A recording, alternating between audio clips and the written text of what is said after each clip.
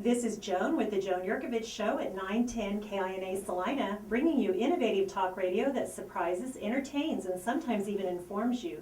Today I have two very interesting guests, very appropriate for this holiday weekend, this New Year's weekend, because what we're going to be talking today to a mixologist, who is someone who of course deals with cocktails, and a sommelier, who is also kind of what we'd call a wine expert.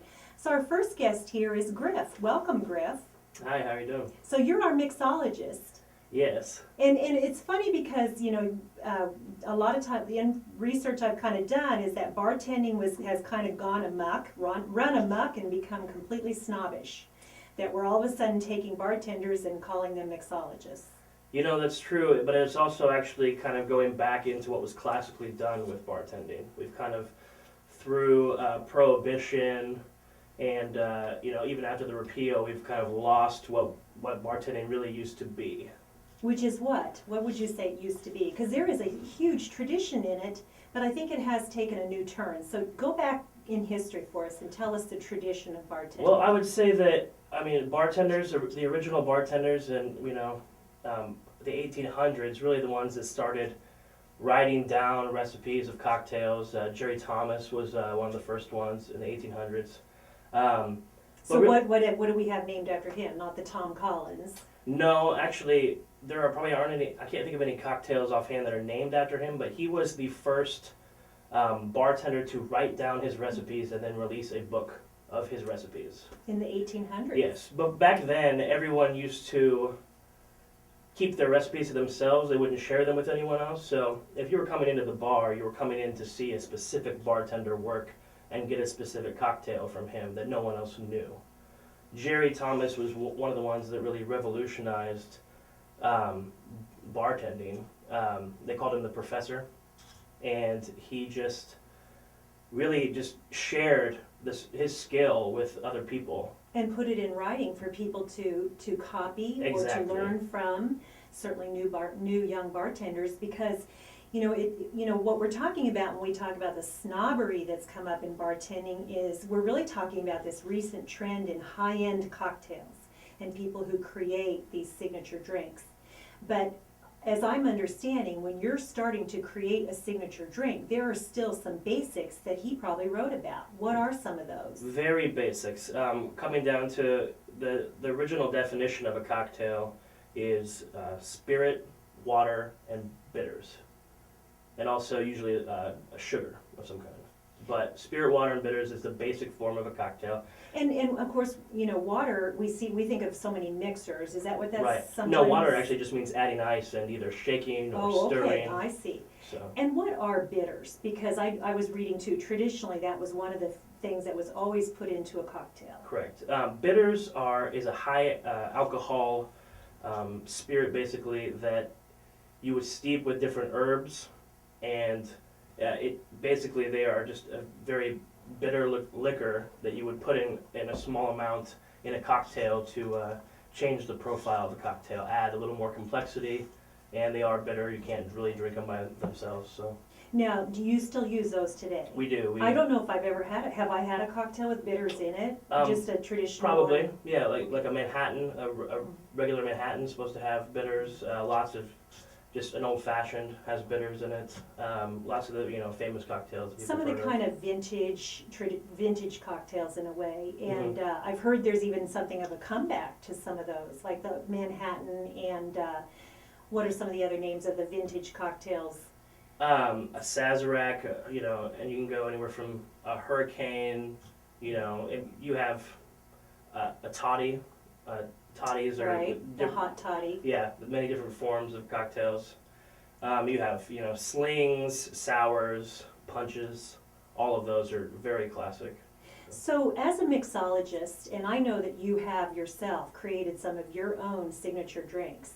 Do you base on those traditions, those traditional drinks? Do you kind of start with some of those recipes? A lot of times. Or study them. Yeah, a lot of times you have to start with the basics. A lot of people nowadays, do twists on classic cocktails, and that's really their own invention, the twist of a drink, but you have to start somewhere, just like, if you try to come up with something straight out of your head and put different spirits and mixers together, a lot of times they're going to fail because they just don't work together. But if So they're still kind of tried and true. Right, but if you start with someone else's recipe that was invented, however long ago, and then you kind of put your own twist on it, that's what a lot of people are doing nowadays. So is there, with all of this too, we hear about, celebrities who are branding their own mix of cocktail, and it's a very lucrative business. Is this something that's getting a bit more organized, even economically?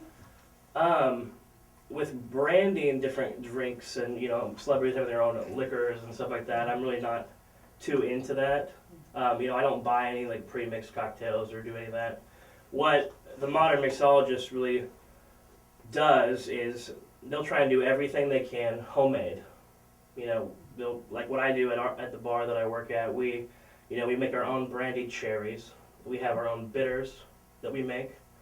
We don't use store-bought mixes like Bloody Mary mix or sour mix or margarita mix. We're juicing all fresh juices, and you're making your when's own happy hour? Yeah, you're making your own syrups and everything that you can really at home besides spirits that really make a huge difference in a cocktail. Well, and I think you mentioned that because that's what kind of I saw. So the ingredients are extremely important. They are, and that's really what they were doing before Prohibition. That's really how bartending was. And so that takes us almost, to me, thinking into something of the culinary realm. Do you consider yourself, a partner to the culinary artists, like the chef, or, even the sommelier who's going to be recommending the wine? Are you all sort of in partnership together? I do think that, yes. Definitely also the definition of a mixologist is someone who, makes it a culinary art. Mm-hmm. And also, a term you hear is craft bartending. Really, and mixology go hand in hand. Craft bartending meaning taking care of the drink that you're making.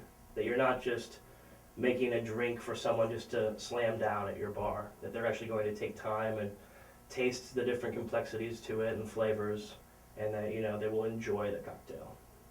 So you're almost like a musician writing a new song, or an artist on the blank canvas, painting a new picture. What do you start with? Get us in your head of how you sit down and do this, because obviously you can't be doing this during service hour when you're supposed to be doing your job. Right. Well, and I assume there's a little bit of tasting goes on, and you obviously have to be in a place where you have access to premium spirits, right, to good ingredients, good fresh ingredients to do all of this, and time. You can't be making your own, did you say brandied cherries? Yeah. That takes time, I would assume. It does, yeah. A lot of this stuff I do at work, because I am the bar manager there, and so I do have lots of time to make all that stuff at work. And then from there, you play around with spirits. I've been reading a book about rum, and so I'm pretty into rum lately. We brought in, a few new rums into our restaurant, and so my boss and I really like to just try a bunch of different drinks, and we'll go through. And one thing that we do at our restaurant that I think is very, unique to places, especially in Kansas, is that we will try through many different recipes. We'll work on one drink for 20 minutes or more, and we'll try it, 6 different recipes, and until we get it to exactly how we like it. Or, we might try it 3 times and say, okay, it's not good enough for our restaurant, so we'll just put it aside. So when you're doing that with your owner there, and you're the bar manager, but when you're doing that, are you looking at maybe something that can be served with a specific food, or are you looking at something that's just a cocktail for the cocktail's sake of coming into sip? Does that have to come into play when you're creating a signature drink? We don't really pair cocktails with food too often. I mean, I do get asked that often at the bar, what would go with this? And just, you have many times that a cocktail will overpower some of the food that you're drinking, or you're eating, excuse me, that it just, sometimes they just don't go together. Because so that's not the emphasis of a mixologist. That's really not, is to have a food pairing it's with more your like cocktail. Bringing the food into the cocktail, almost, and adding different, flavors. some people working with like drinks, putting like bacon in vodka. That's what people are. Oh, that's a hot new thing. It is a hot new thing, and Is it good? it's interesting. Okay. It's definitely not for everyone. But Trendy. yes, that's definitely adding food straight up into a drink, and it's interesting. And people are doing that, So, but then when, and I'm sure you get asked this all the time, what cocktail do you recommend? Say they're not so much a wine person, they do like their spirits. So do you then even just bring them into a category of, well, I recommend this before dinner, and maybe I recommend this after dinner? Well, I do have that category, but it goes beyond that even. One of my favorite things to do with customers is to talk to them and be like, well, if you don't drink much, tell me what you like in a drink. Do you like it to be fruity? Do you like it to be sweet? Do you like it to be strong or bitter? There's so many different levels. And then coming up with a cocktail that would suit their palate. You do that on the spot? Not my own original, but a cocktail that I know of, either a classic or one that I've created or that someone else has created at a restaurant. Oh, I see. You're not the buffet bartender Right. so much as you've got these already prepared items on, that work. Exactly. I mean, probably a few hundred cocktails that I'm pulling from. Oh, how many times do you have to consult your cheat sheet? Me personally, not too often. I have I've been a bartender since I was 21, and I'm about to turn 26, so I've been doing it for a while, and have a lot of recipes floating around in my head. So. Mm-hmm. Right. Do you have people coming in asking for specific cocktails that you've heard of but don't know the recipe for? You said you don't, but I'm sure that has to happen. It does happen. Because people are becoming a little more savvy, aren't they? It's true.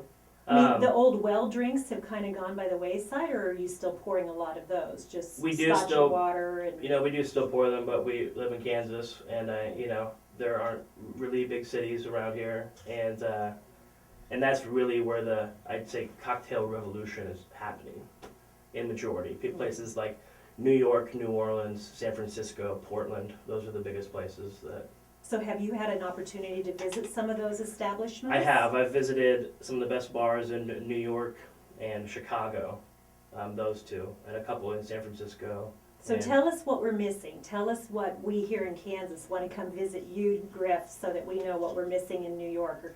Well, I'd say that's what we're kind of doing at Four Olives Wine Bar, the bar that I work at. We, it's the classic cocktails that you can make really well. That's one thing that I, pride myself on. That they're drinks other people made for years, but we tweak the recipe just slightly to make it how we like it. And they're doing that in New York, but they're also bringing in the culinary aspect, to cocktails. One place I haven't gone that I really need to is New Orleans, because that's the birthplace of the American cocktail is really New Orleans and New York. Mm-hmm. So. I'm ready to book my trip. Yeah, it's a lot of fun, and there are so many bars that are really doing great things in both those cities. Well, we're going to talk to you some more, Griff, but we're going to have to take a little bit of a break here because I want to hear some more about these places, these establishments in New Orleans and New York that we can find right up there at the Four Olives where you work in Manhattan, Kansas. All right. So we're going to take that short break, but I want all of you to stay tuned. We're going to be back, of course, with our sommelier, who's going to talk to us about choosing wines to go with food and all sorts of things about storage of wines, selecting the favorite wine, and he'll have his own recommendations. So this is Joan on the Joan Jerkovich Show. Again, go to joanjerkovich.com for video outtakes, podcasting, and a link to our iTunes. It's the Joan Jerkovich Show on 910 KINA Salina. And I know I pronounce sommelier probably different than other people sometimes do. It's all right. Because everyone just kind of has their different inflection. Yeah. I'm not a good linguist to get the inflection just right. So, but it is French, so. That's what I've heard. People say French is the hardest one to get. So you have been into New Orleans and New York. I haven't been to New Orleans, but I have been in New York, yeah. Yeah. So then, are you about ready to jump back in? We've got. Yeah. 6.5.